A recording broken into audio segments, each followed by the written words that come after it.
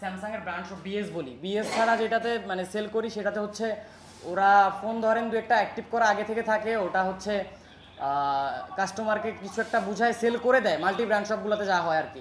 তো আমি তো যেহেতু অথরাইজ লোক, তো সেই ক্ষেত্রে আমাকে যদি একটু শেয়ার করতেন যে ম্যাম এই ডেটে ফোনটা অ্যাক্টিভ হয়েছে, এটা একটু শেয়ার করতেন যদি।